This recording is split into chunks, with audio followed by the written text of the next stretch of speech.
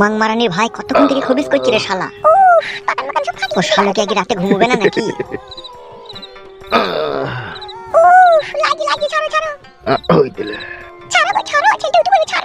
One shot please, if you don't mind. হয়ে গেছে। কেমন আরাম হইল? চলো বাথরুমে চলো। দেখি ও কতক্ষণ জেগে থাকতে পারে।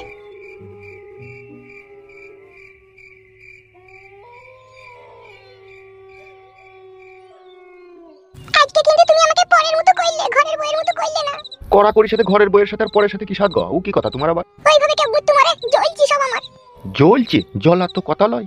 তুমি যেভাবে আইজু মাইজু করে খেলিছো জ্বলবেই। তোমাকে প্রথমেই বললাম কুকুর কাটিং দি, তুমি তো রাজি হইলে না। বাল আমার এমনি কাটিং এই জ্বলি পড়ে গেছে, আর কুকুর কাটিং মারাইতেছে। বেশি নাকামো করো না, চলো সওগা। বাল আমার।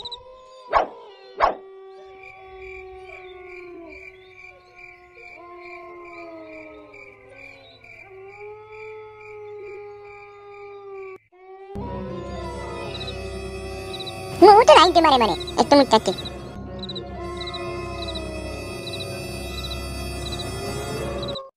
আমার মনে হচ্ছে এদেরও ঘুমিয়ে গেছে, এই সময় চাই।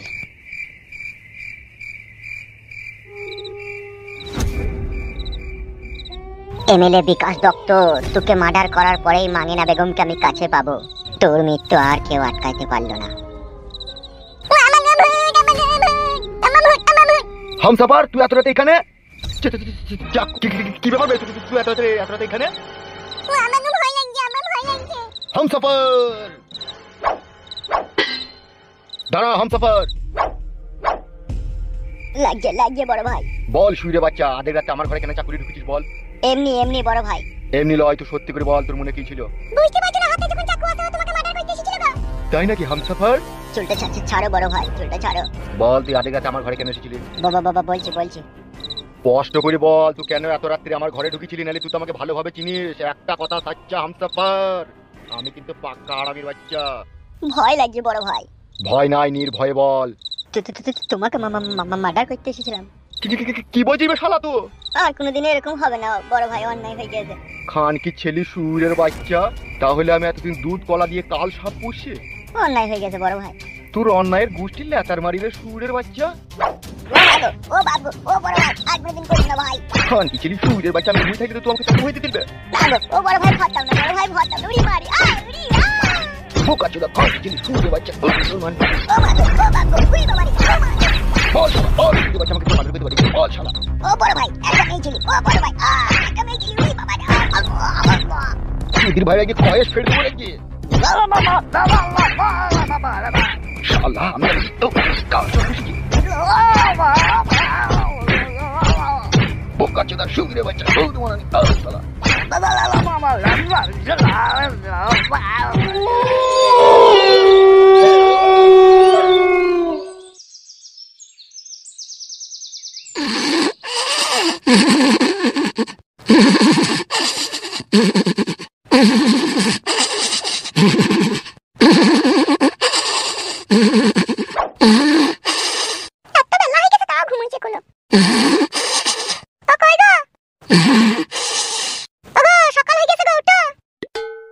সকাল হয়ে গেল? তো সকাল হবে না? 3-4 করে রাত্রে কড়া কড়াইলে কি আমার ঘুম ভাঙে রে? উঠো চাটা খেয়ে নাও। এই নাও, তোমার লাগি আদা দিয়ে গরম চা করে নিয়েছি, লাল চা খাও। বাল আমার, লাল চা আমার হলে খাই। কি গো, তোমার লাগি তো টাটকা চা ভালো করে করলাম। আমিও লাল চা খাই না বাড়া, দুধ তো ঘরে নেই গো। ও থাক বাড়া, পরে খাবো। সকালটা কখন হয়েছে? কখন? অনেকক্ষণ হয়েছে, প্রায় 1 ঘন্টা হয়ে গেল। দূর বালের মাথা আমার। কেন গো? এটা ভোর করে তুলাইতে হয় বাড়া আমাকে, জানো না চারিদিকে আমার শত্রু দিনের বেলা গেলে কেউ দেখে ফেলে। কেউ দেখতে হবে না, ঢোল পাড়ার ওই বনের ভিতরে চলে যাও। বেশ ঠিক আছে, চল আমি। তাহলে চাটা খাবে না? তোমার লাগি করলাম। এতদিন আমার সাথে সংসার করছিস, কিছুই বুঝি না তো। আমি লাল চা খাই বড়া? তুই জানি না গরুর 500 দুধকে মেরে 250 করিয়ে সেই দুধ আমি চা করে খাই। দুধ না থাকলে আমি কি করব বলো? দুধ তো ছিল, সেটাকে গেলি টেনে ছিঁচড়ে বাই করে 1 কাপ চা করে দিতে পারতিস। বেশ ঠিক আছে, এর পরের দিনকে করে দেবো, এটা খেয়ে নাও। ও আমি খাবো না, ভুলে না, দোকানে আমি খেয়ে নেবো, আমি চললাম।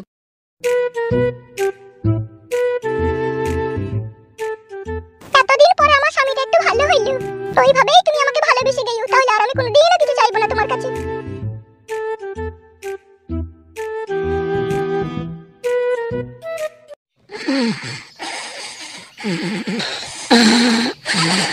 সকাল